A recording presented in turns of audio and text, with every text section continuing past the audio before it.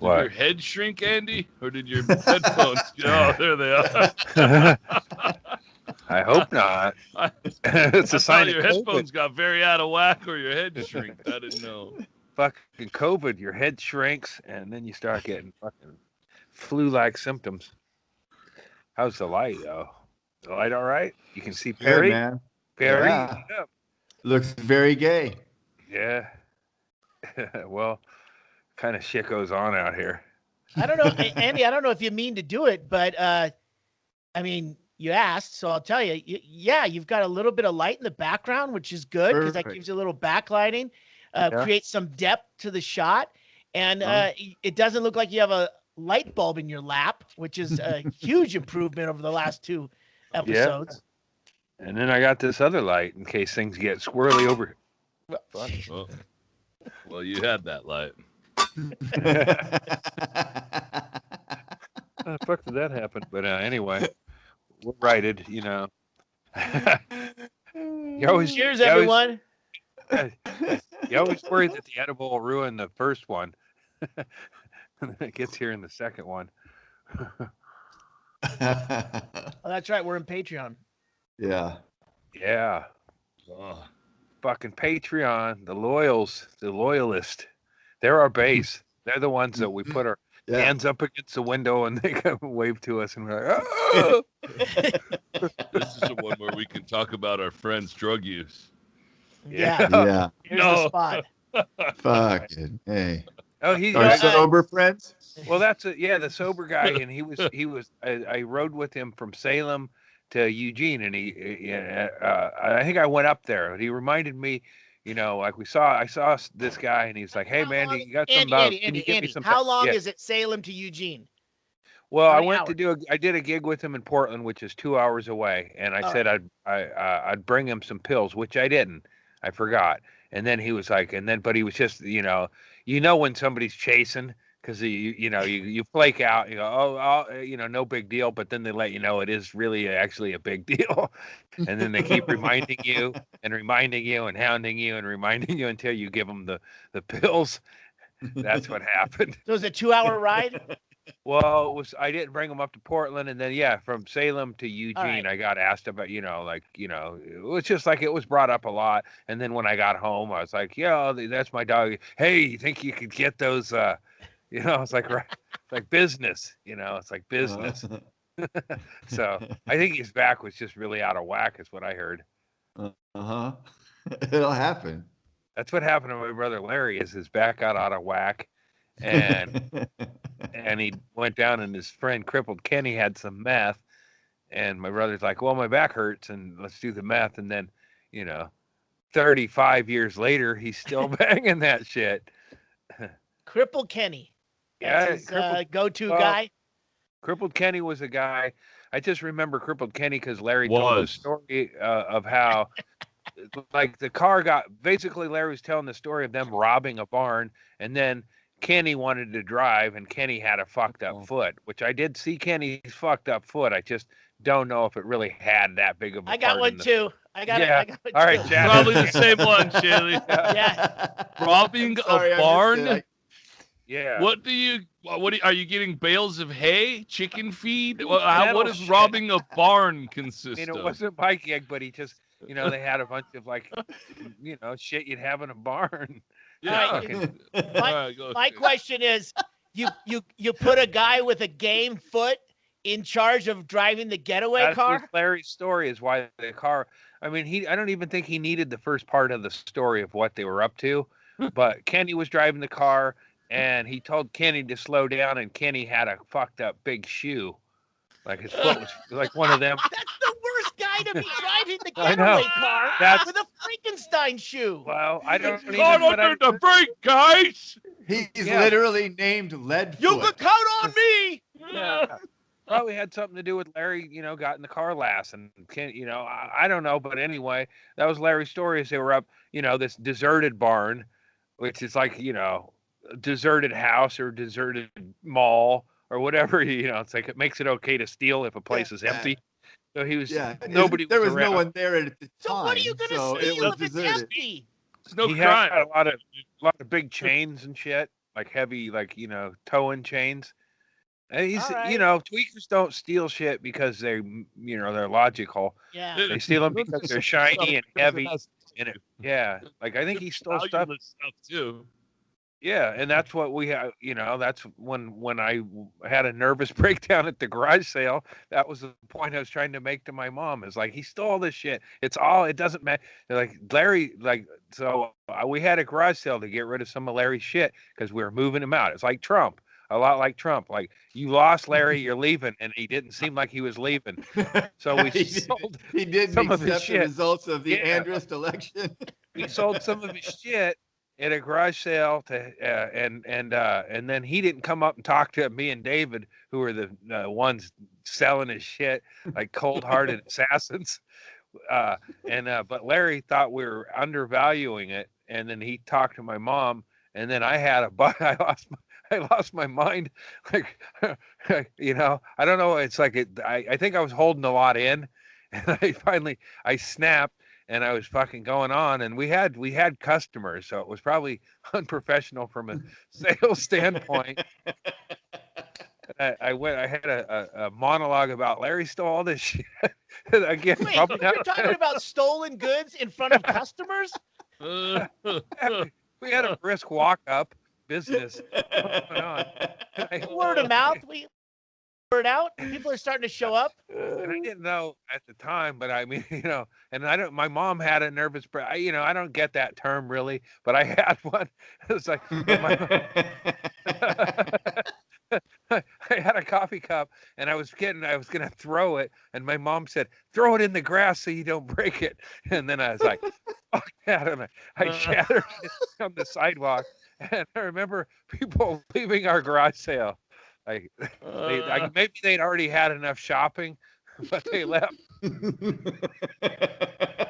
I love that. That's the new thing that I'm going to do when I go up to a yard sale or estate sale and go, "Excuse me, any of this stuff stolen?" Yeah. Stolen? Yeah. Well, Yeah, the people yeah. were Stolen already area. leaving, Andy, because you said all the shit was stolen. You slamming the coffee cup on the sidewalk just made them run. They were already headed out. Yeah, there's going to be an incident. I'd had problems before, but this was the first time where I freaked out, and then I stayed fucking freaked out for about 2 weeks. Like I wasn't yelling anymore, but I was completely paranoid and over the top and full of anxiety and ringing in my head. So I think that was the point where it's like logic. That's why I don't really get into it with like people today try to change their mind, like trying to change my mind that Larry was a shiftless criminal and should be dealt with the strongest fucking rebuke the Anders house could throw at him.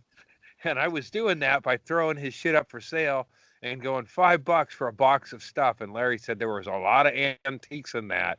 And I was like, well, tell him to get his fucking ass down here and start selling this shit. She goes, he won't do it. He's too attached to it. Shit like that. She said my mom would get me. And then that was the time where I just like took it too personally. And then after that, I started learning about letting go. It's a concept. Well, at estate sales, they don't want you to be like someone who's associated with the estate. They don't want you on property when they do the sale, because it has to be 100% business. We can't have Larry coming down going like, "You're not selling that bathrobe for $3." Right. Yeah. And there's a reason for that, because and that's the reason estate sales are great. I made that wheat leaf mirror. My Motley Crue Coke glass. But the reason they do that is because with an emotional attachment, and that's why estate sales are great, is because the person that is making up the price and dropping it down from $20 to a nickel is because if you don't buy it, they have to get rid of it somewhere else. They have to pack it up, or they have to fucking figure out something to do, which is always great. Yeah. And we were savvy to that, labeling it anything in a estate sale. It's like, it's going to get more people there. But we kind of combined an estate sale with hoarders, because Larry's still emotionally attached. Some of this stuff had just been stolen, hadn't been reported stolen at that point. Yeah, it's from a barn that no one owned. 6 links of chain from an anchor. He just cut the middleman out when he went antiquing. We got First a of all, half a chain Larry's and a half a bale of hay. How much for that? What's Larry's definition of antique? He had a pretty good eye. Somebody else. Somebody else's Yeah. If stuff. it was somebody else's item, that's an antique. Somebody Well, saved this for a reason, dummy. He had this idea, and I don't think this was meth related at all. Is he was gonna get a railroad car and then have an antique store in it, and then also sell snacks, and then he was gonna put welcome on it, and then goodbye on the other side. And I don't know how he would, situate it on. I heard it all. Grandiose ideas of Larry. So but he thought his good idea was to have an open and closed sign, or like a welcome and goodbye. He had like that was what was going to set him apart from the rest of the businesses. My mom repeated it. So in fairness to Larry, it might have been a better idea before it got into my mom's head. But from what I gathered, he wanted to take a lot of these valuables and put them in a train car, which was fine by me. But then he was going to put a big welcome sign on it. So Larry's at the bank, and he's got his business proposal in front of the bank manager, and the bank manager goes, so what we're going to do, the Larry's Antique Emporium, we're going to create a spur from the R&R Railroad over to Main Street to roll a railroad car into position. And why don't you just rent a fucking store on Main Street? Well, here's the thing: is he was ahead of his game, because Larry was thinking, he was pitching this idea in the '80s, maybe in the '90s, and Coquille still had some semblance of a town with stores and stuff. Now everything's fucking shuttered. Now everything is either a secondhand store or a fucking, it's dead space. So Larry was kind of the first guy that had visualized Coquille as a dead town that just sold antiques. He was the first one negative. He also overlooked that if you start putting people's stolen shit in a public fucking store, people are going to figure out that you're stealing all their shit. Also, let's go back to this railroad car for a second. Because when I pictured a railroad car, it has doors on both sides. So if you have a welcome and then a goodbye, as soon as you walk in the door, it says goodbye. Welcome, goodbye. He probably would have needed one of them. Sales are zero again, Mr. Larry. He could turn the car around, though, if he had, he got, crippled Kenny and some mechanics, and they could rig up something so that things swiveled. Guy with the heavy foot?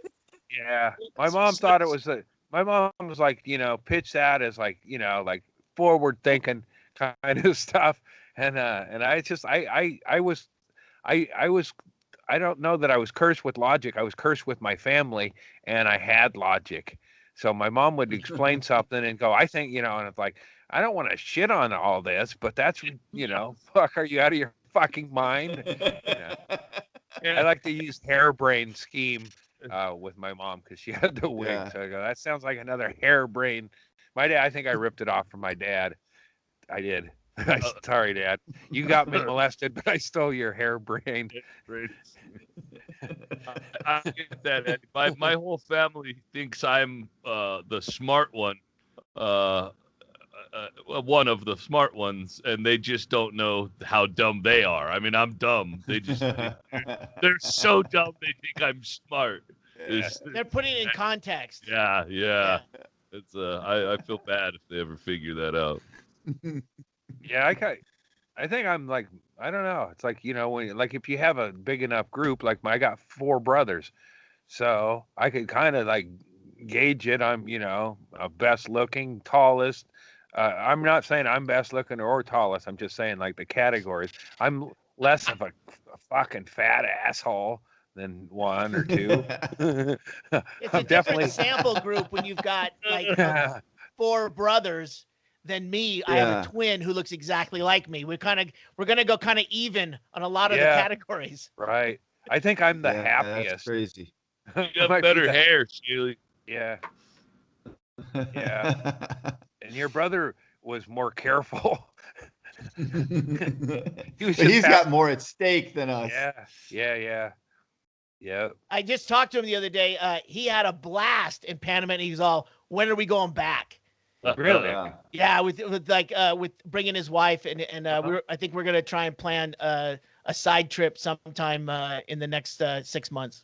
Watch, we'll all show up there and go, oh, you guys are here. Oh, yeah, I was just stopping in. No, it'll be the one guy with the macrame mask. Yeah. All of us trying to have our own separate parties without the other three, but all showing up on the same weekend randomly. Like, oh no, I was just popping in, just driving through. Actually, I'm going to Stovepipe Wells. Me and Yakov are just running through some sets.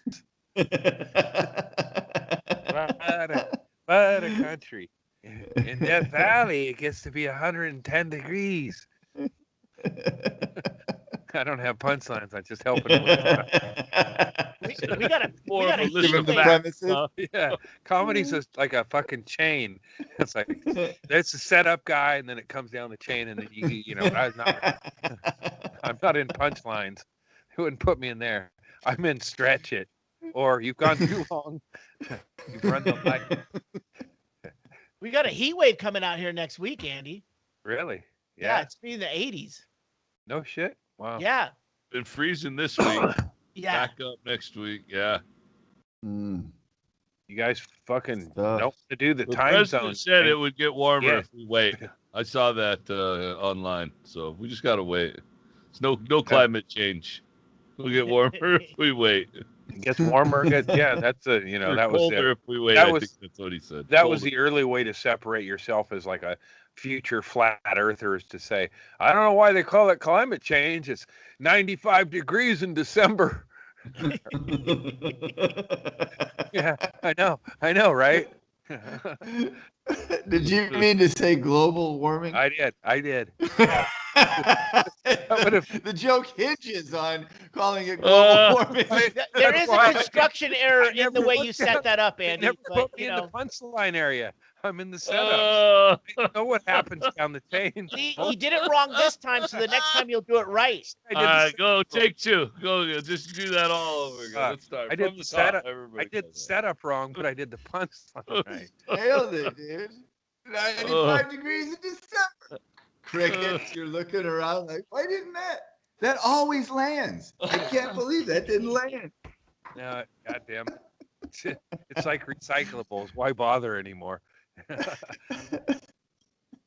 They're not recycling most of that shit anyway. They're just tricking you into thinking it. I think I'm the only one recycling. It was because there was companies that were buying the recyclables, so there was a like a niche business, but then it ended like a pyramid scheme at some point. China. They've shut down all of the recycling in the whole area where we live. It don't even offer it anymore. It's even worse than that. It was a sucker's game from the 70s when the plastic users and the can users, all these people, they decided we have to make everyone in America feel guilty once we sell them our product that we know is not recyclable, and there's no way of making it recyclable at a profit or even to break even. But they knew this back in the 70s, so that they made us feel guilty, and they donated millions, big deal, right? Because what we should have done was make them make a product that was recyclable.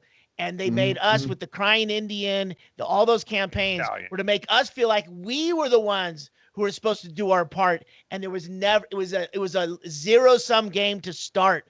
It never even got that far. It's fucking ridiculous. When I worked Maybe at the I'm old-fashioned, but I give a hoot.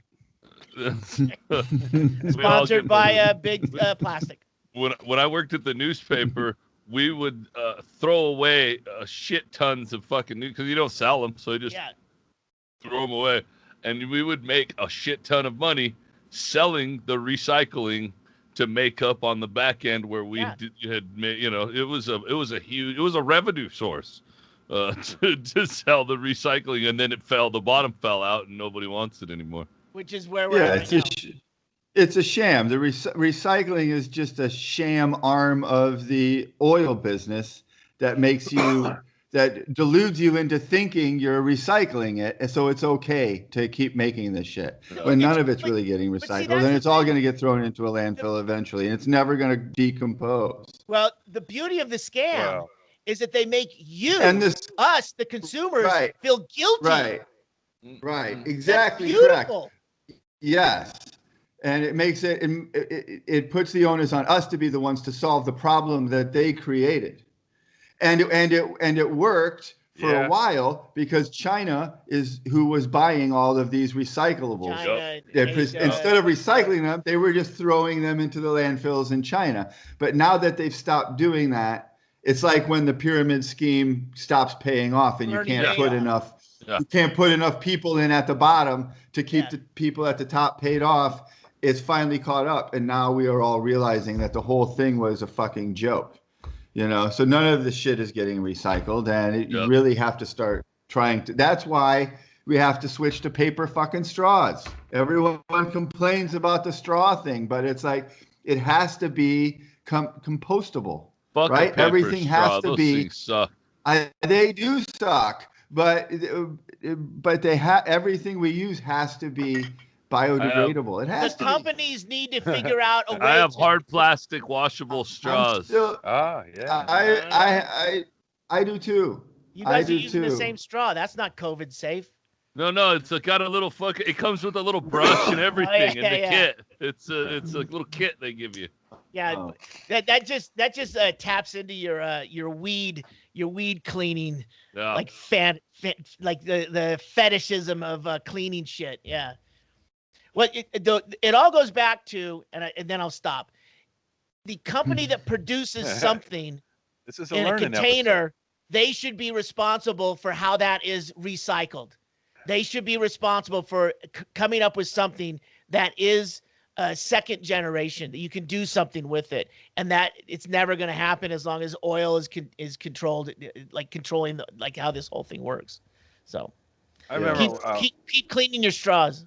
One of the scene in Mad Men that made me laugh. It's just that the Drapers were out on a drive and they stopped and ate, and then they just fucking pitched the garbage out both windows. Like fucking not saying anything funny or anything.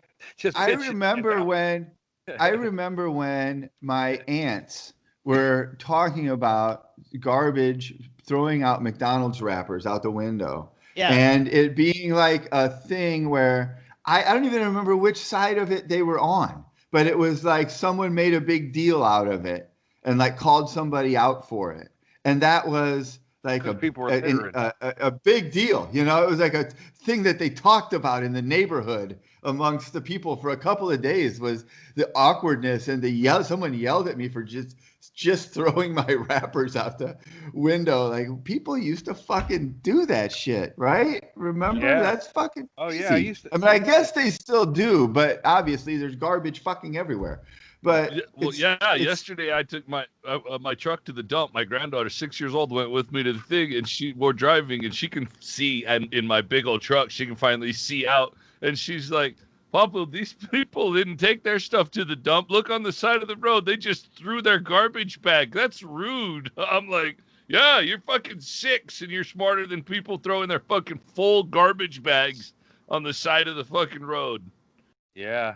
I mean, I had my time of getting involved in that, and I had to stop myself short of terrorism. But when you see a bag of fucking garbage thrown carelessly, it's like I take it personally, sort of. It's just like, it's like, God damn it, man, you just shit on my fucking view or whatever. But like I said, you got to stop yourself short of terrorism. It used to be a thing, though. It is crazy that it used to be like socially acceptable to just throw your McDonald's wrappers out the window as you drove down the highway. Kind of like not wearing masks. Yeah. There's a tipping point to where enough people care. It's also like cigarette butts. You used to be able to just flick a cigarette butt any fucking where you wanted to, and no one would say a word. It never even occurred to anyone to say a word. Make America great again. We should be able to flick our butts. Go back so we can flick cigarette butts out.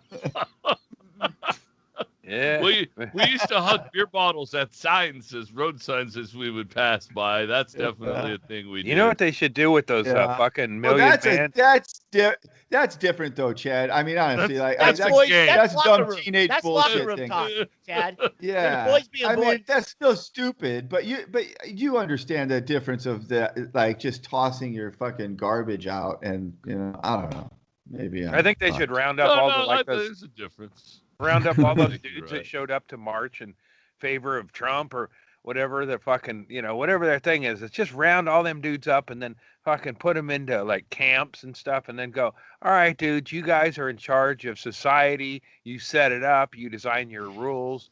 You can't leave. We built a wall around you, Fox, but you're in North Dakota for the rest of your lives.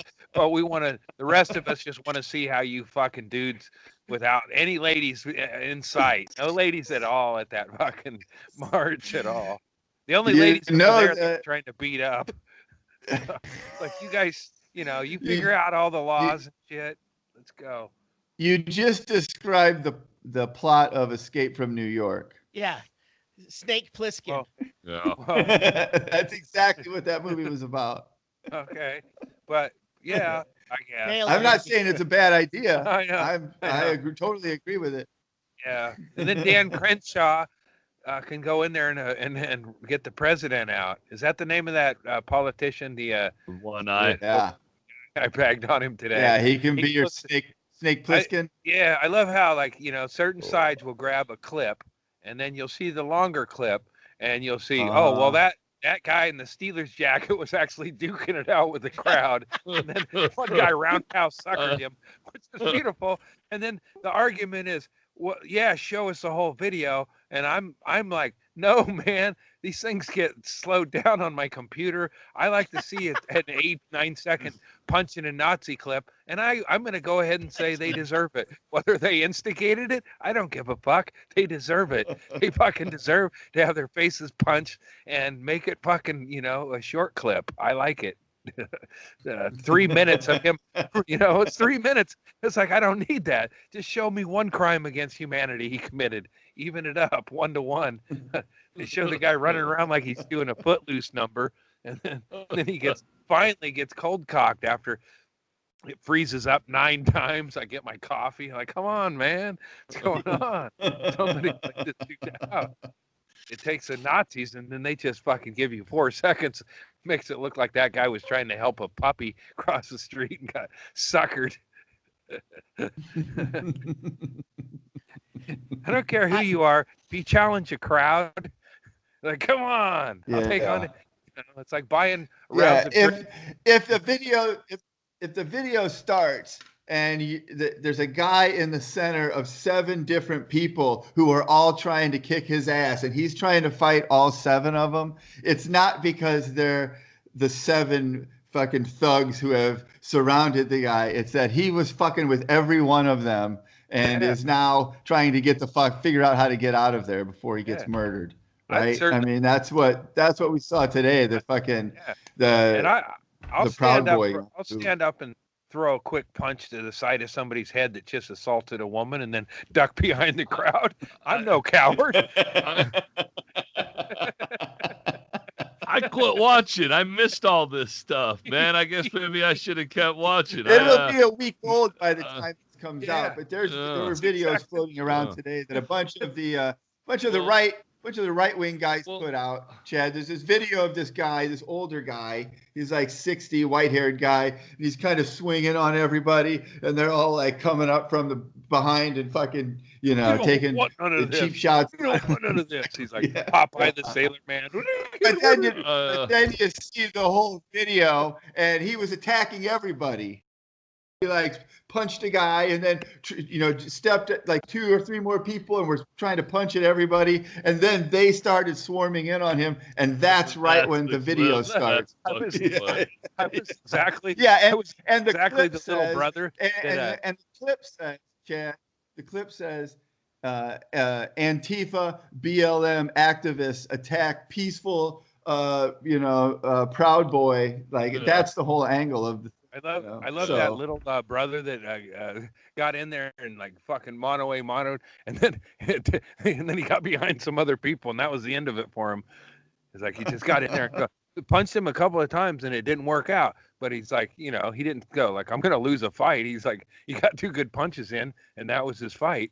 It's like, takes a village to beat an asshole. I don't understand. I don't really understand why that sort of thing. Like, if people, everybody's still arguing after the thing. I think the only argument from one's like, well, wait until January. I think you should just retweet that one with the exact same thing. Wait until January. Let's just wait until January.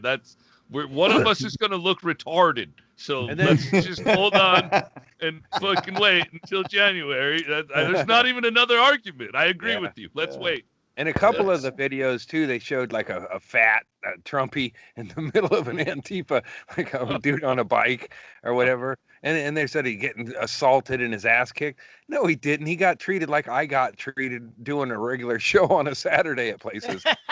They throw drinks at you. They throw insults. They tell you to go fucking. Yeah, they tell you to go fucking kill yourself and shit. Like, fucking Antifa throwing shit at Andy. Yeah. It's like, let me see some people really getting fucking assaulted. That's like insult ain't assault. And those people are like getting drinks thrown on them. Get the fuck out of here. It's like, oh, that's so horrible. No, it isn't. It's funny. It's hazing. That fat fuck probably got hazed like that at his college. Yeah, there's the one guy that got hit in the head with a milkshake, and then he was saying that there was cement in it, and he had a skull fracture, and they were trying to kill him. That's what they do at Dairy Queen, because they hold it upside down. Yeah, that's the blizzard. Yeah, and those people are asking for it. The blizzard people. The blizzard. Yeah. It's a blizzard, not a cement mixer. But man, it just fucking sucks. I mean, I saw it on the other side, but there's real emotion and shit behind that. I just don't. I'm not. I don't want to go on a hike with a bunch of people who are emotional, and that's what most protests are. But this is just a bunch of fucking dudes, and they're like, I mean, Fox News sucks. Fox News, like just a bunch of dudes looking for a chant. You could probably, I'm sure there's, like an arrogant right there. You can goof on those guys so easy. And I noticed that since we're talking about politics, I noticed that the oh fuck, now he made me forget because I'm looking at that guy. What the fuck is on his face? Well, he's got a good strawberry right under his fucking eye. That's the guy. I can't remember his name. Andy something. I can't pronounce his last name, but he's a Proud Boy guy. He's a reporter. Oh, an instigator guy. Yeah, he posts all these videos. I remember an old article with that same guy from a long time ago. He's literally the guy who posted the video today of the right-wing guy who was supposedly being attacked by Antifa. But then the full video shows showing about 12 seconds. Now, really, I know what I was about to say. I was saying these rallies to me, it seemed like they're trying to. Like one of the arguments that's not logical, but it seems to be a common argument, is that Biden couldn't have a fucking rally as big as we do. How did he get all these votes? And you're like, do you not realize, for one, like a bunch of people like me that have never voted just vote? Like I would not attend a rally, and then you're underestimating the amount of people. Yeah, Biden. Nobody voted for Biden. They voted against Trump. Yeah. That's like, how do you not comprehend that is what happened? I mean, it's unbelievable because they didn't have big rallies. Yeah, because we're not fucking morons. Right. And and I think in a week or even right now, if I saw somebody in a big jacked up truck with a "Don't Tread on Me" and a Biden Harris flag flapping out of the back of their truck, I would think, what a fucking douchebag.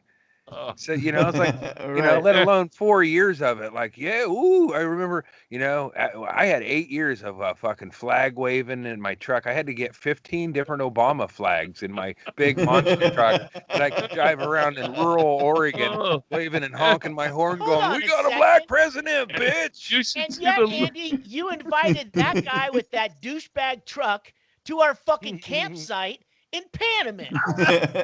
I know how to provide. You didn't see the Obama flag he had waving out of the back. Really? That's what he had. But I mean, You should I'm see sure the he had a looks like noose in his driving back. my monster truck around with no flags, Andy. I'm like, they don't know what to think of I me. had a Biden-Harris sticker I just taped into the back of my window after the victory, just to go, fuck, you know, and then I took it down already. I don't really care that much or whatever. I can't imagine like Don't fucking Never put waving. bumper stickers on your car. Fuck all of you. I put it on my window. I see these fuckers all. This is the thing I saw in Sierra Vista. Chad, back me up if you've seen this. We go to the grocery store in Sierra Vista, and there's this guy with this beat up old fucking like camper van thing, and he's got PVC pipes with like Oh Trump, yeah. and then the black and white with the blue stripe, the flag, right? All this shit. And he's driving around all over. And then I see him in the Fry's parking lot, supermarket parking lot. And he's pulled over with a fucking cardboard sign that says, "Need gas." Guess what's not on the back of his fucking camper? This shit. The Trump sign. He mothballed all his fucking what he supports when he needs some money. Well, he needs contributions. He's not asking for help. He's asking for political contributions. So that he Guess can who's not going to pull over and give him money? There is no more political contributions. They're defense contributions now, Andy. Yeah. Yeah. That's right. He's also blocking the Funding road. freedom, stopping the steal. Well, as a guy who used to parade around Tokyo with. How great is it that yesterday there's a video of Trump leaving the White House in his motorcade in his limo, driving through the cheering protesters in Washington D.C. on his way to go golfing. They're protesting that this is all bullshit and that American democracy is being stolen and something needs to be done immediately. And their guy is waving to them through his limo as he goes fucking golfing. At a cost tens of thousands of dollars to the American people. Yeah. He doesn't believe in the cause that they're fighting for enough to even fucking stop and say anything. He is on his way to. He can't be bothered to even stop and say hello to the people who have stopped their lives to come to Washington D.C. to protest for him to have 4 more years. And this motherfucker's on his way to the golf course. And these people don't see that they have been fucking duped. And that is mind-blowing to me. We are the stupidest fucking country. Man, he's busy running the country, Eric. I want you to understand that he was on his way to the golf course. He was fucking waving to him. And they're like, yes! If they weren't such an ignorant, violent horde of infected fucking losers, it would be hilarious to stand among them and then just hear how that breaks up. How they, I saw Trump. Do you guys want to get over to the main stage? Mr. Pillow's giving an inspirational speech. we're gonna chant down with CNN on our way over to the. Then we're gonna have snacks, and then we're gonna beat somebody in with Cocoa Puffs.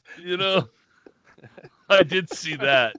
Fuck yeah! What the as dumb as that is, and as fucking horrible as all of this fucking is. Oh yeah. They had a video of the initiation ceremony. Oh no, I fucked it up. As horrible as all of this is, if there is, we're split right down the middle. It's not going to get fixed. So when the Civil War happens, these guys are going to beat the shit out of us. I'm going to protect you guys for as long as I can. I appreciate These guys have a lot of fucking guns, man. We're going to lose this whole fucking war. There's maybe in some places, but I think in the West Coast, I think we just break off. I think that California, Oregon, and Washington just becomes its own no one will cross the desert. No, I think we're fine. We're good, man. That's a San Andreas fault plan. The initial plan is California's going to break away. They also think that California is going to like break off like it can float off into the Pacific. That's been floated forever. That theory that there's going to be an earthquake big enough that California is going to break off, and all of a sudden Palm Springs will be beachfront property. Yeah, that's people think that. That's a real thing that people think happens. Yeah. Well, look at Fresno. It's a shithole now. Wait till you see the cliff. Beachfront. Bakersfield on the shore. You mean Bakersfield Beach? Yeah, I love that place. Yeah. Can't get enough of it. I got a condo on it. Well, they're building it. They're gonna build it soon. It's on Buck Owens Drive. You know, Fresno's not bad because they're. I just looked it up. They're 308 feet above sea level, so that's perfect. Well, that that's like will be a Laguna nice Niguel. clip. Yeah, that's like Laguna nice. Niguel. Yeah. Fresno is going to be the new Laguna Niguel. Yeah, but the restaurants. Butterface. Look, everything will ramp up, Andy.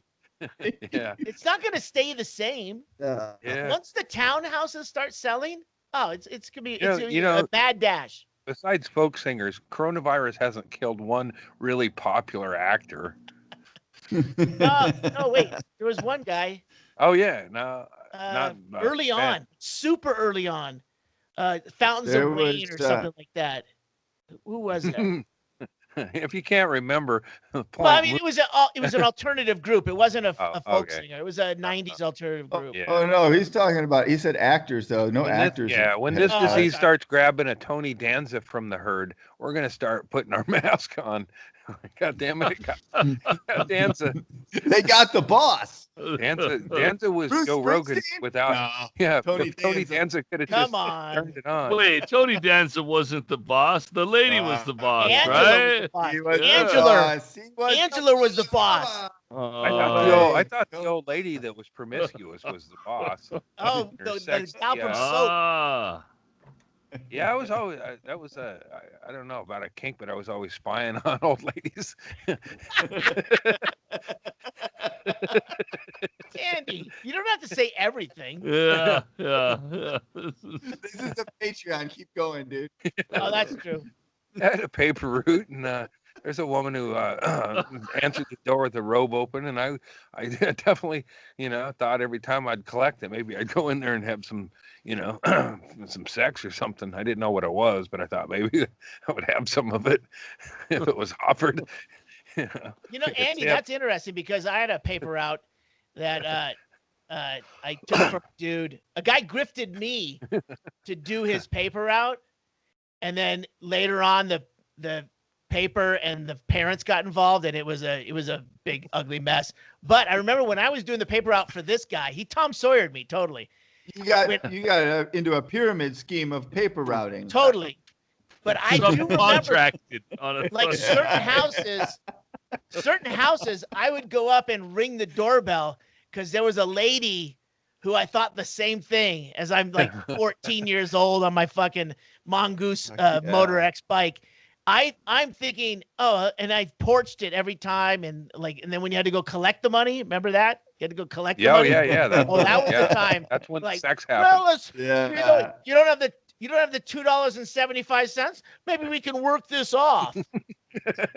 Hey, would you like your edition earlier?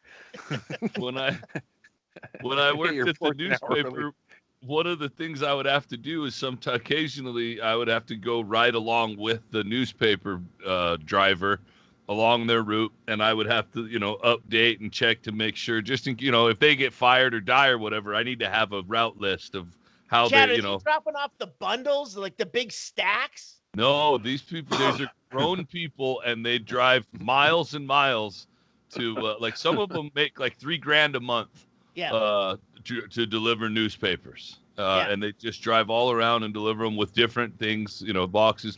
But I'm riding with this old fucking guy one time, and we're riding, and I'm just writing down stuff. And he goes, well, this one coming up here, he goes, this lady sometimes comes out in her underwear to talk to me, he pulls up, and sure as shit, this lady comes out in her robe open and just her underwear, and she's like, hey, and she's flirting, and I was like, fuck, you weren't lying, man. That fucking shit just happened. No, it totally happened. In fact, it made you pedal harder. Yeah. Before you hit the house. I mean, it may have been their legs that pedaled the bikes, but it was the boners that drove them on. Yeah, absolutely. Yeah. I mean, why would a lady have her splayed out spider stand up called it his mother's splayed out spider or whatever. But that's what I remember, a lady in her fucking robe open and her big fucking bushy vagina, and it just caught my, my young eye and intrigued me. And, I was getting sexualized in a different way, but when I would knock on your door to collect, or I was there, I was a creepy, sexualized little man. Yeah, looking in the background, seeing what's going on back there. 6th grade, knocking on their doors, and because I seen enough porno to know that situations could happen among adults. Like insatiable. You're out of gas. Well, I'll do that, and this is, So I figured, I'm delivering your paper. Your vagina's splayed out. How does this get in your mouth? Does this get my dick in your mouth?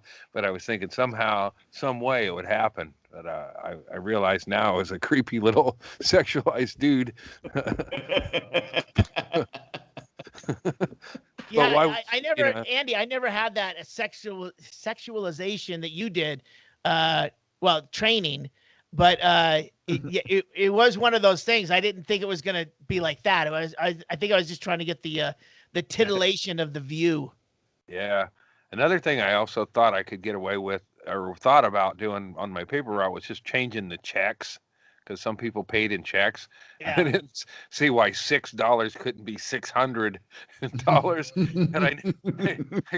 Well, there's a decimal point. They wrote the amount in at the bottom in cursive and longhand cursive to solve that very problem.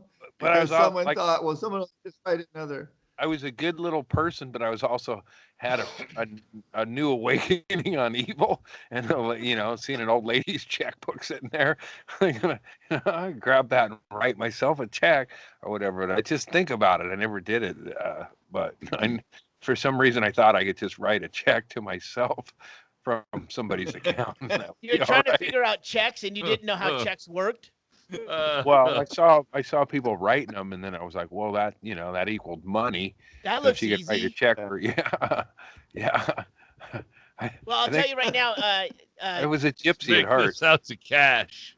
The one time I got ripped off by a comedy club owner was the guy's name is Bart, and it's the comic strip comedy club in El Paso, and he wrote down the amount. There was an amount that he had to make up from the ticket sales they did on site, because we do brown paper tickets. So all the money's already with us, the majority of it. And he wrote down a number in the box where you write the numbers, different than the number he wrote down when you write it all out. The bank only takes the write out number, not the number in the box. And he did it in his favor by a couple $100. And has never answered the phone since. For me or for Hennigan, and it's just chalked up to experience. Like I'm looking at the thing, the number in the thing. I'm not looking at the right. And the bank's like, sorry, we can only honor that thing on the bottom, where it's written out. And that guy's a fucking asshole. They're still open. I just looked at it right now. I can't believe that anyone is fucking working there. They can't be doing anything in El Paso right now is overwhelmed. Oh man, yeah, they're killing out there. That was how horrible. Yeah, I did a show out in El Paso, and there were 3 trucks of people waiting to get out.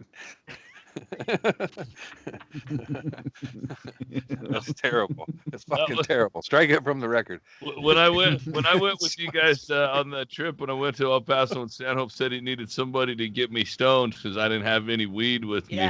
That was where a guy fucking took me out to his truck and fucking broke out an apple with the fucking weed. A chillum? Yeah. Just an apple. Real apple pipe. I'm like, holy shit, I haven't done this forever, but I appreciated it, but it was unexpected. Yeah, one of the PAs on the Man Show. Got the only good El Paso story now, Chad. Well, remember, I was in El Paso, the only fruitful when we were doing one. this podcast, and then I was at a 6 motel, and they searched some. Anyway. What? No, I was knowing Shaylee, not you, Andy. I was still listening. Sorry. But no, I said Shaylee made a terrible pun. The El Paso situation. That was my only experience there. Is a lot of good Mexican food and some cool areas of town, and then holy fuck, the police are coming, run. I can see why they're in a struggle right now. I remember the fucking wall. That was where I saw the wall, and it looks like a domino set up on a hill. It's like that's it. That's what we got. Yeah. But it'll be good for future generations and shit. They can do car ads and shit. I don't know. What are they gonna do with that wall, man? It ain't stopping them. Did you see that video of the Mexican guy to scale like 20 feet up? God damn it, man! Never gonna beat him in the Olympics after this. I love that all of the fucking dudes building the wall were Mexicans. I'm like, maybe that's what Trump meant. We're gonna build a wall, and Mexicans are gonna build it, and not Mexico's gonna pay for it. Yeah, it's like fucking white nationalists, unemployed white nationalists chanting to build a wall, and they're all unemployed and shit. And then they're not like looking for work either, by the way, because they're all dull. Yeah, more white people are on fucking welfare than people of color. Yeah, that's what when I get ripped off, I don't picture a black person or a Mexican at all. I'm picturing a squirrely white fucking dude who's like fucking undershowered and full of bullshit. That's who I am. If I were a cop, I'd pull over people who look like me that are on a bad diet all day long. What are you up to, brother? And then put a little pressure because I know they'll crack. Oh, what are you, post-traumatic stress? You got molested? You got drugs in the car? Give it up. Where's your driving joint? We know you have one. Yeah. We hear the podcast. No, officer. I just smoked that and threw it out. But I was going to light the second one off of it, and that's when I realized I didn't have a second one. I'm getting ready to stop at a dispensary. Am I saying all this out loud? And Andy's got the ticket book, and he's like, "Yep, that checks out." Shuts it. Have a good day, sir. I think it's when they just assign you a court date. Could I look at my avails, please? I need to match this against what my manager has me booked for. Yeah, you know what?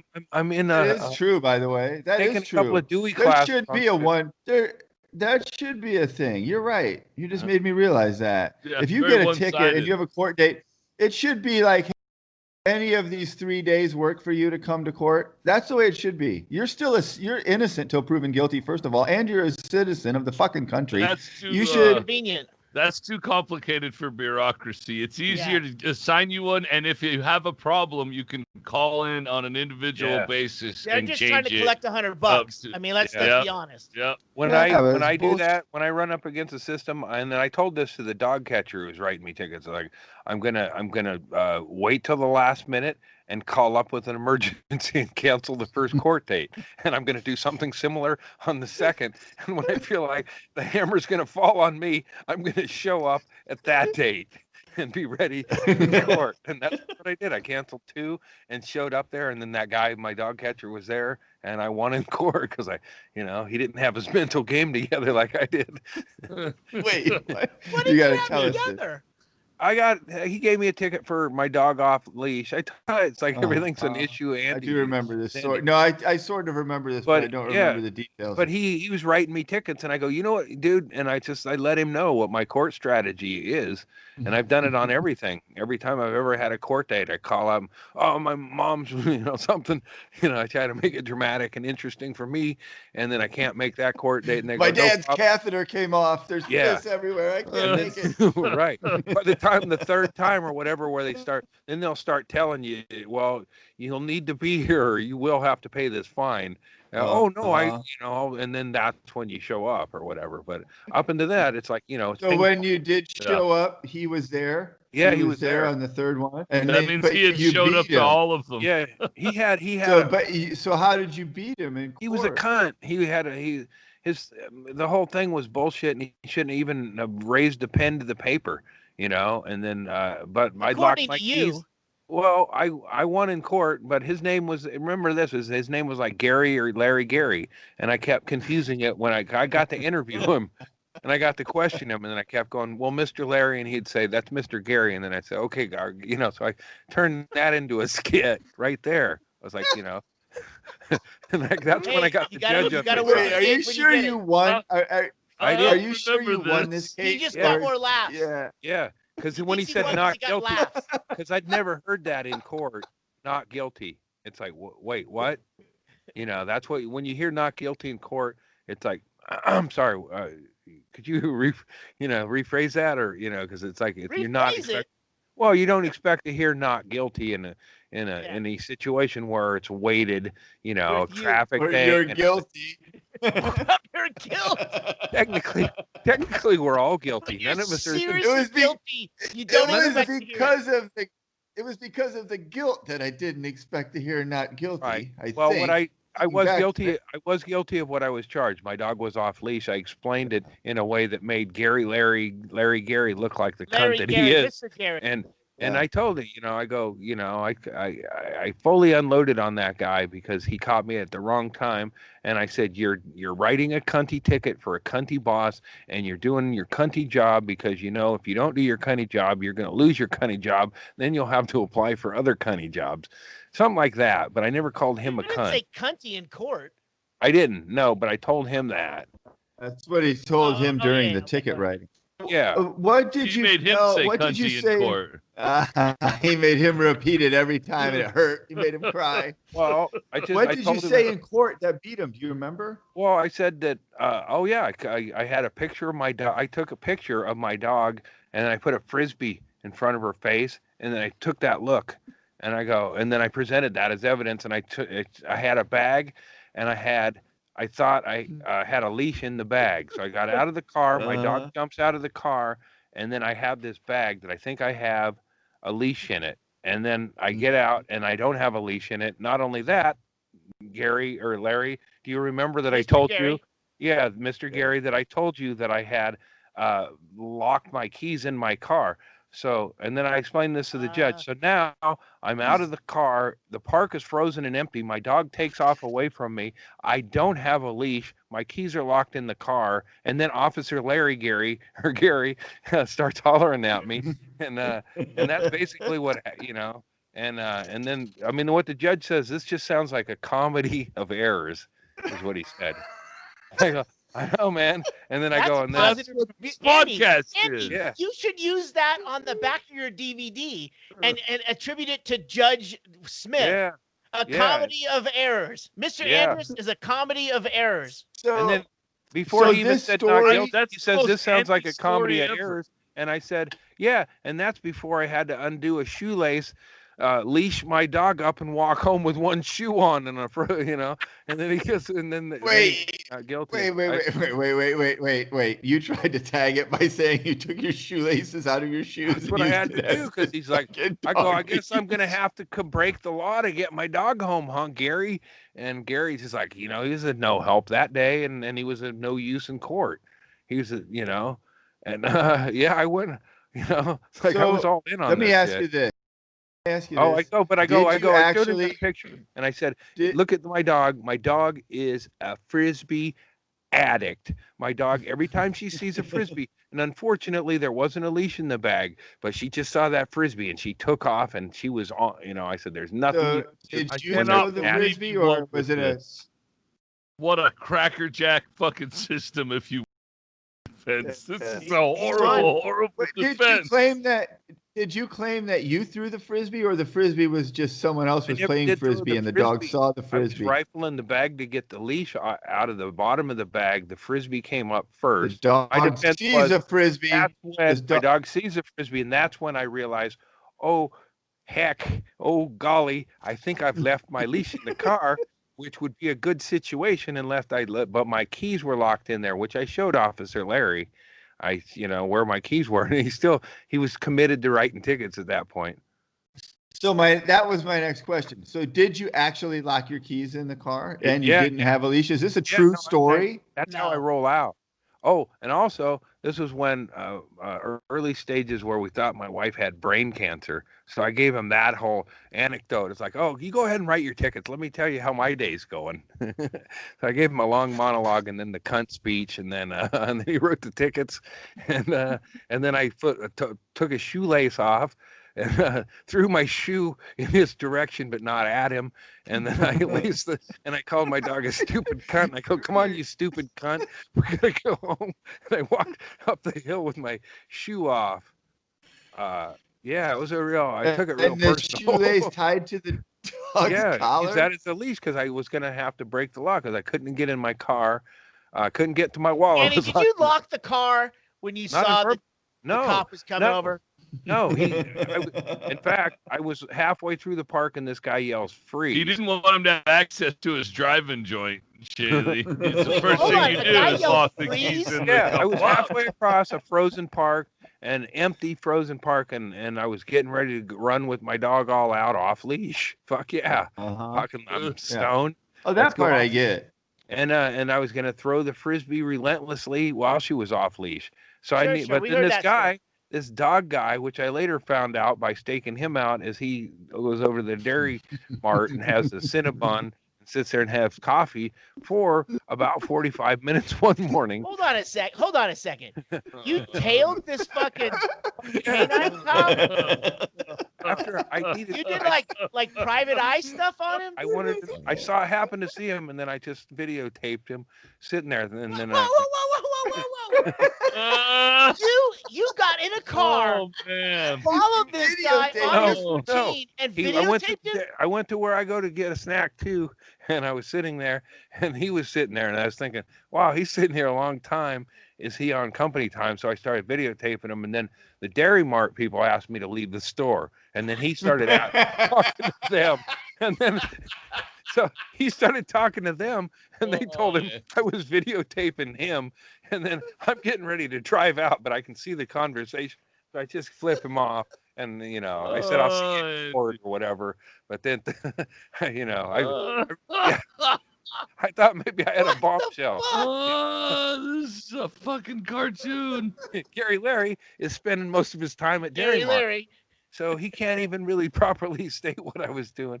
But he goes, freeze, and then I'm in the park. I think I'm alone, getting ready to run, and then I hear this guy, and I look back, and he's about 100 yards away from me on frozen grass. You said freeze because you had a dog off leash? Yeah, he says. Well, he goes, hey, and then I just start moving ahead.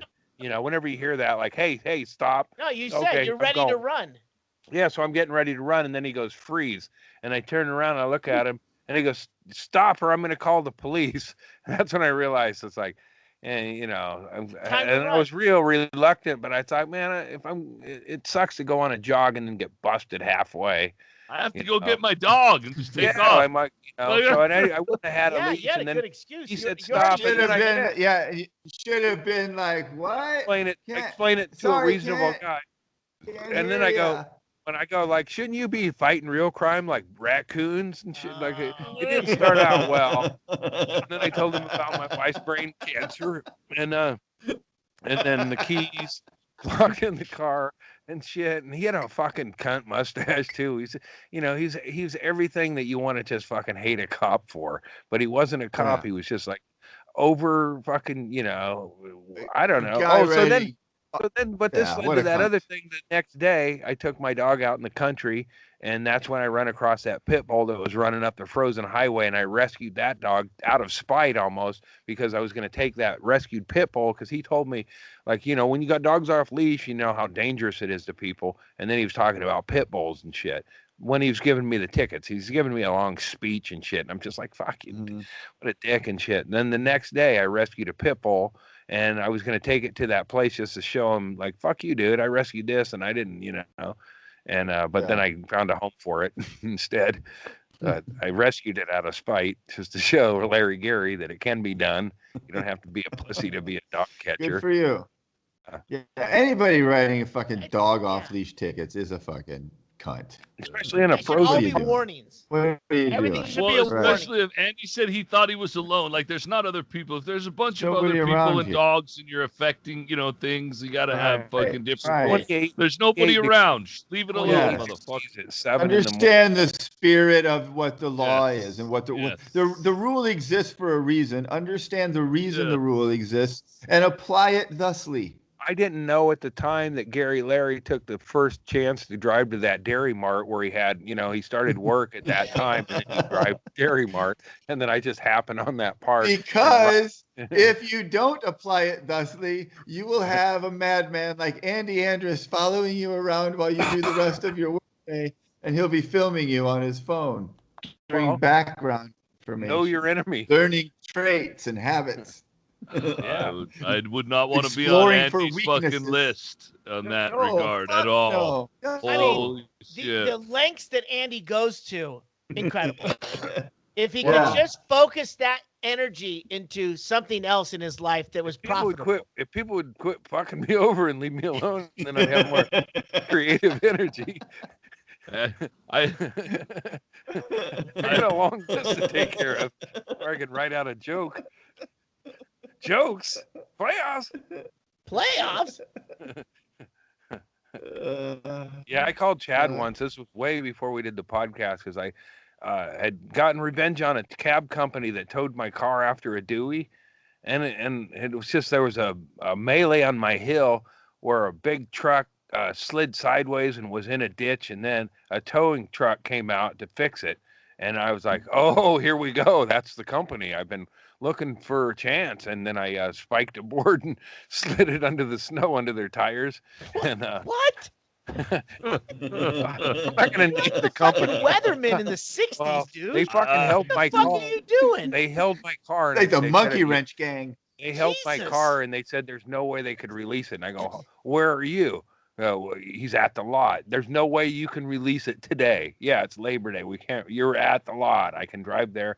So they held my car, and then I flattened 2 of their tires, roughly equal. But here was the thing: is they had to call a second tow truck, and it caused a big situation. A lot of tension, but nobody knew it was me or that. No, you can't get fingerprints off of wood, Andy. It was all slushy. And then I just used a couple of roofing, cedar. I didn't jam Shingles. no 2x4.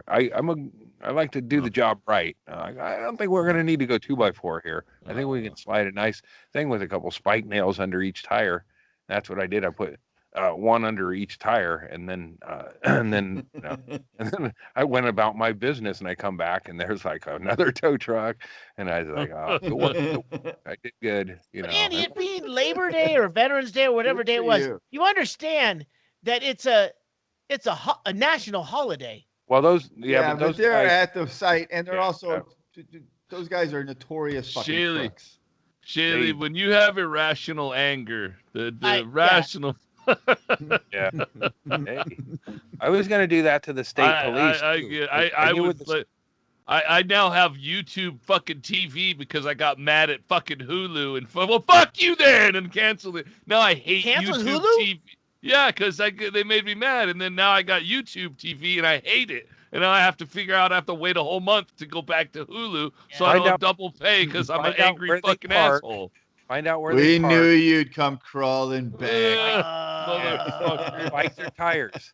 Spike their tires, Chad. I was going to do that. The next time I see a Hulu truck in my neighborhood, Andy, I'm fucking spiking their tires. In your cul-de-sac on an unpaved road in Arizona.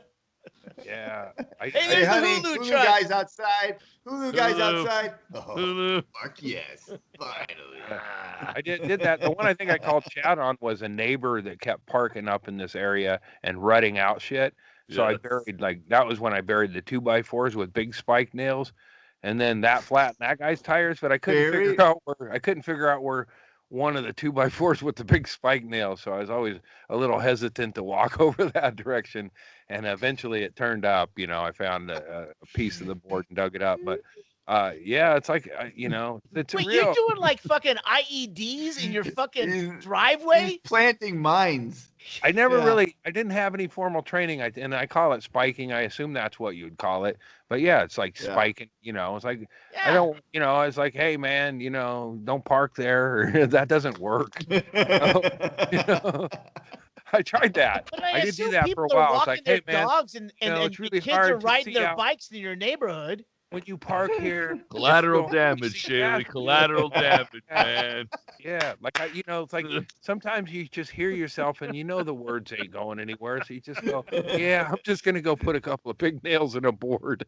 I'll be back tomorrow."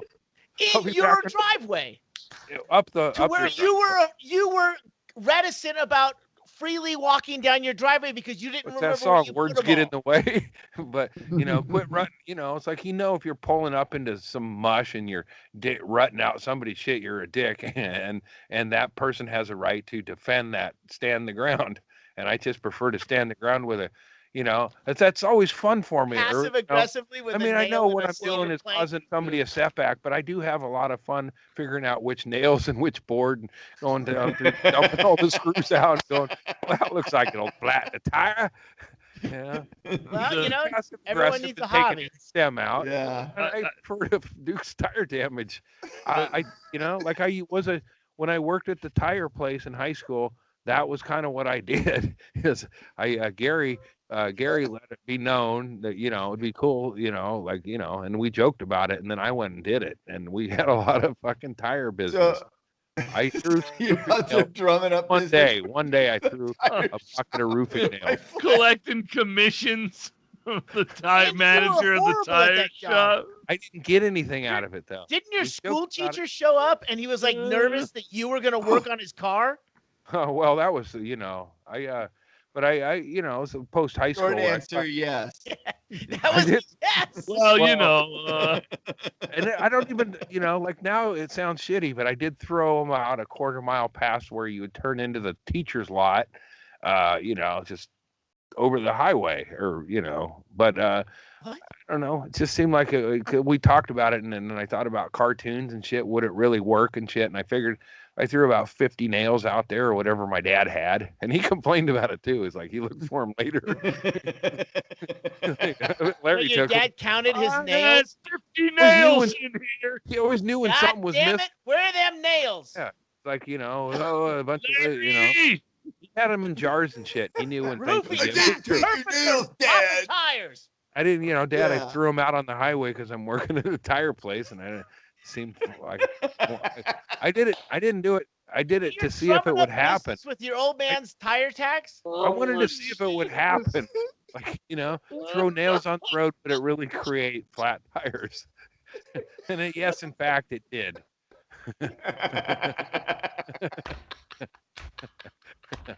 I don't have those numbers. A young scientist. Yeah. It's classic because the number of people coming into the shop after Andy threw the nails out went spike, but the number of complaints from Andy doing the wrong tire fucking repair also spiked. So it's this weird fucking nexus. Well, you can't. The thing is you throw them out there, you got to set them up. I think you can't just throw them out there. Half of them, most of them aren't even going to be in a. Well, it's a lottery for sure. Most of them, one of them probably will. But that's why I got into tire spiking. That's where you use a board and it gives them some form, gives them some rigidity. The evolution of your career in flattening tires. Yeah, clearly the tire spiking came second. Yeah, it is a thing. I haven't done it. I know I have that superpower, but I just put it in the closet. It's not a superpower. It's not at all. X-ray vision is a superpower, Andy. Flying is a superpower. Putting a nail in a board and throwing it under someone's tire, that's a dick move. But if you're say that now, Shaley, but when the villains are all chasing us and we hop in the car and we take off and then they all have flat tires. Yeah. You're gonna be singing a different tune. When Magneto needs to get somewhere quick and all of a sudden his radials are spiked. It's like my friend Al's. I was at my friend Al's at his bachelor party or whatever, and everybody's golfing and shit. And I just fucking hate, I don't mind hitting things with a golf club, but I don't like golf.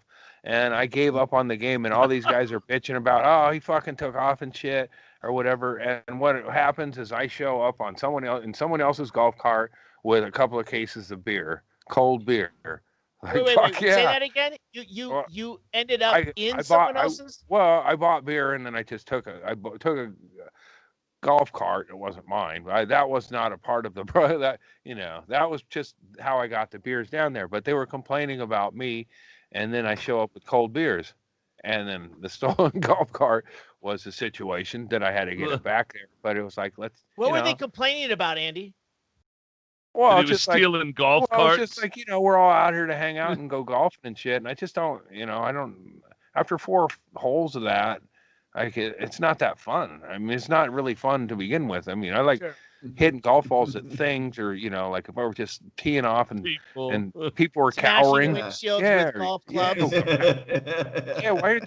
Why ain't there more glass on golf courses? And in fact, I did a lot of that when I lived on Oakway Street, as I would night golf and hit golf balls at houses.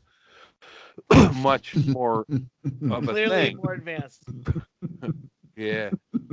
When I wasn't spiking tires, I was night golfing. Took about most of my time. My 2 hobbies. Yeah. Fucking people are rude. God, fuck dude. Them people. So Andy, I gotta ask you, when you're night golfing, is this something that you like snuck on the course, or is I did it. I did it until I got busted with Damon Schroeder, a comic, and his big athletic girlfriend, and we were over there night golfing, and then a cop pulled us over, and then he made me pour out a beer, and I was old enough to have a beer, but he made me pour it out. I go, look, man, I'll give you my golf clubs, but he knew what was going on. He saw the golf clubs and the beers, and we were going over there. And then, so that kind of ruined it. I didn't feel right. I was like, I can't walk across the street, hit golf balls at my neighbors' houses without a fucking Johnny Law stepping on my plans. This is America. Yeah, it's not America. So I stopped night golfing, but that was when I got into the dangerous habit of being tackled by big athletic women. You trade one vice for another, you know what I mean? Yeah, it was very Andy Kaufman. It was like, hey, does your girlfriend ever play football? I go, yeah, she did. Yeah, really? Really? Because I was a starting safety for the Coquille Indians for part of my junior year. I did it. I ran a couple plays. My name was Steve back then. They call me, aren't going to get a first down, Andy, with that guy. And they throw me the ball. But I did some chop steps, and then she just fucking nailed me. It was the best. After getting almost arrested going golfing, to have, so you have wrestled her after that? Yeah, well, I just brought it up, and then she was game for it. And it was like, night light comes on. I'm in my backyard. It's 3 a.m. I'm drunk. I'm a new father or whatever.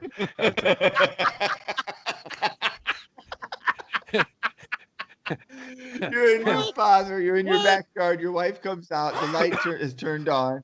You're wrestling another comedian's girlfriend in your. Shredder pitched me the ball, and then I took a couple chop steps. Like, that was my mistake. Like, all right, and I should have just hit the hole. Wait, I should have tried. What was the mistake with the chop step? You tried to tried to make too many moves. I tried to juke her. Yeah, just like and then she was all about, finding the core and smash. She knew how to tackle. Yeah. And that was then I fumbled.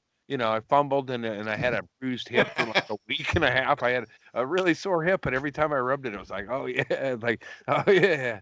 Like, I would play women's football. I mean, I would go out today, even at my advanced age, like, just do special teams. Run out and get. I sort of find out inadvertently that probably the best what I sexually is to be bullied by a prison guard. A woman now. Oh my god.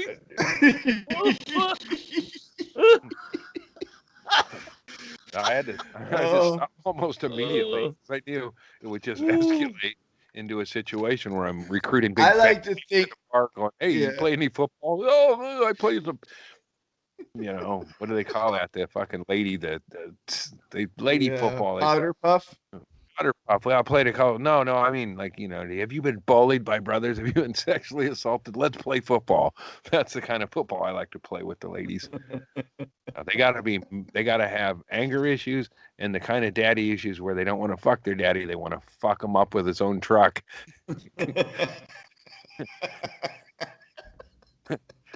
I got nothing but weak. I love the image of you catching the pitch and like taking a couple steps and then doing the fucking juke moves. Like when you started to do those moves, you had to think you were going to fake her out and go past her and be like a fucking star. And she just zeroed in on this. you and watch fucking this. creamed Gonna... right.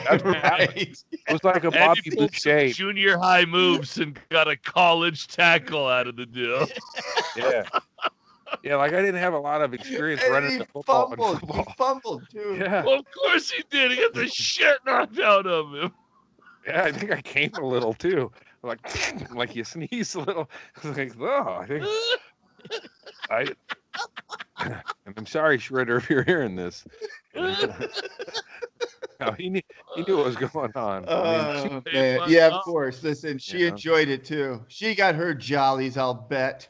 Tackling a nubile young father like that. Her story is, this fucking young fucking athletic dude, and I stacked him up.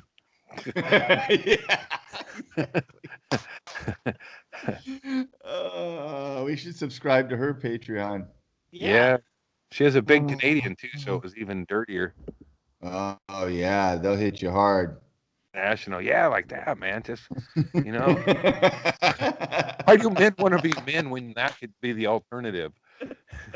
Like, big macho guy. Are you ever gonna get slammed by a chick in shorts like that? No, you're too macho. They don't want to do that to you because they're afraid of you.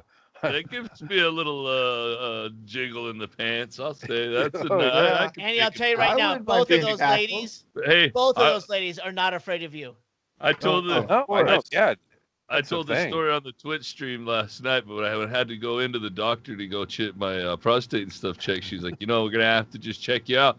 And she checked my prostate, but when she was done, she didn't hardly use enough lube at all. It was to where it was, and then when it didn't work, instead of like re-lubing, she just went harder to the point where I was getting pushed forward. I go, I didn't get a prostate exam. I got fucked in the butt, dude. I mean, it was an experience. They gave me tissues afterwards, and then you wipe it out. Because you're crying? I'm wiping it out. Usually you wipe it out and there was shame, all the fucking muck in your butt cheeks, and I'm wiping, and then she's on the outside, and I hear the nurse say something. She goes, "Oh yeah, do you need a wet wipe?" And I was like, I don't even need the dry ones, man. There ain't. Hey Peggy, are you okay in there? You used is in my ass, man. There's no. A lot of guys leak blood after we peg them. Are you all right? No, you pull your shorts up. Go home wet. Do the laundry. I told those guys last night because I was pretty drunk, but I learned I might not be against it. Yeah. The first one hurts. Pretty soon it's the only pain you can feel. First one doesn't hurt. The first one's a surprise. That part hurts, but I think the vulnerable feeling is a new thing. That's, you don't know that. Fucking, you're getting my head smashed into the fucking back of a chair. I've never done that. Not to mention, it's like a glory hole. It's like this is someone you don't know. And it was a female nurse. I mean, I have a female doctor, but she brought in a female nurse to observe her. So it was two chicks. It wasn't even humiliate you. Yeah. Next time, they had that. They definitely had that moment where they looked at each other right before they started and just cracked a smile and like a wink, and then fucking there it goes. Oh yeah, and the one girl makes the sound that lube makes when it comes out. Like she's not doing any lube. She's just like, I heard here we go, ready? Yeah. Hope this isn't too much. We'll give you a tissue later. I always offer to get them a manicure when they're done. I learned one thing. I'm going to every doctor's appointment that I go to. I am packing my butthole full of Vaseline like an MMA fighter that's a fucking cut on the eyebrow. You need a cut man, Chad. You need a cut man the next time you go. You're an ass man. I'll go with you, and I'll have a wristband with a bunch of Q-tips, and black latex gloves, nitro gloves. Like Vaseline doesn't market to their crowd. I've got my own witness. I'll have the metal thing. Instead of putting it on your forehead, I'll put it on your bunghole. That little frozen metal thing. All right, go ahead. The frozen We're ready. Man. We're ready. He likes to He's hear ready. a bell. He's ready. You need to hear a bell before. Oh, you can use your Vaseline, but I keep mine warm in the car. I keep it up on the dash for the drive. It's under my armpit. I keep it there. Are we ready to Vass?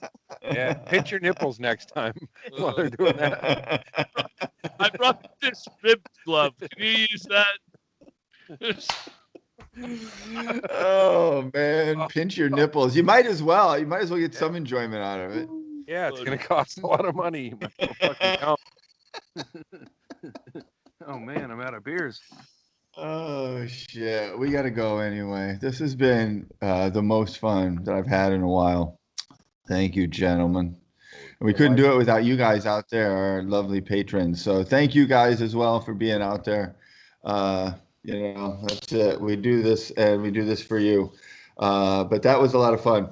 So anything we got to? Oh, here's what I want. I want to mention this. I was going to mention this during the YouTube thing, and I forgot. I wish I would have. But I think it debuts on Friday. If anyone still has XM Sirius on Comedy Central Radio, the Mitch Hedberg story, produced and narrated by our own Julie J.J. Seabaugh. I'm in that. So look for that. You're in that. Doug Stanhope's in that. Doug's in it. It's on I'm in it. Sirius. I don't want to hear it because I can't remember what I talked about. But we got drunk, so it's probably very truthful. Sounds fun. I'm definitely going to listen to that. A lot of great Hedberg stories. When is that? It's on Friday. It debuts Friday, I think. It'll be on. 19th. And I don't know. Okay. I don't know anything about Sirius XM. I don't have it. So, but it's on the Comedy Central channel, and it's easy to get. I'm sure it'll be playing numerous times. I know that. And then I am sure you can. And I think at some point, if you're interested in Mitch Hedberg, this would be great. So if you are, go find. Maybe we can put a link up to it. I know if you go to Julie Seabaugh's Twitter or Instagram or any of that, got it. So she's got a whole thing about it. Channel if you look on her Twitter. After over 15 years after his tragic passing, legendary stand-up comedian bits, one line, blah, blah, blah. It's Hope on Top, a Mitch Hedberg oral history. And that is on November 19th at 8 p.m. And they're going to run it November 19th at 8 p.m., November 20th at 7 p.m., November 21st at 12 p.m.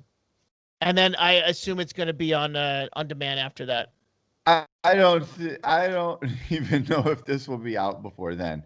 So if it is, listen to that. But it'll be out there and floating around. It'll be by the time you see this. It'll be there, yeah. So that'll be great. And I know Julie worked really hard on that and talked to some great people. Dave Attell is on there as well. So look for that. Tweeting it right now. Boom. You're a good man, Chad Shank. Julie thanks you. And Shaylee, you had something. The part 2 of the End of the World podcast. It's questions for James Inman, and it is the last part of it. I'm going to produce that probably not this week, but it'll come out next week, and it's a video that I'm making available on DougStanhope.com on the Patreon, not DougStanhope.com. Doug's patreon.com/Stanhope podcast. And I'm going to also post it on Issues with Andy podcast. Wait, what the fuck am I talking about? Patreon. The Patreon is what I'm talking about. We know. We all know. It's the dude. We've been talking for a long time. We know. End of the World is only available on Patreon on Doug Stanhope's and Issues with Andy. I pulled it off of YouTube immediately after it streamed. The only way you can get it is through this podcast or through Stanhope's podcast through the Patreon channels. So look at there. You're already getting something. There it is. You'll get it. There it is. That's lovely. And all right, cool. I love you guys. Thanks for being out there. All of you. You three and everybody else too. We'll see you next time. Peace.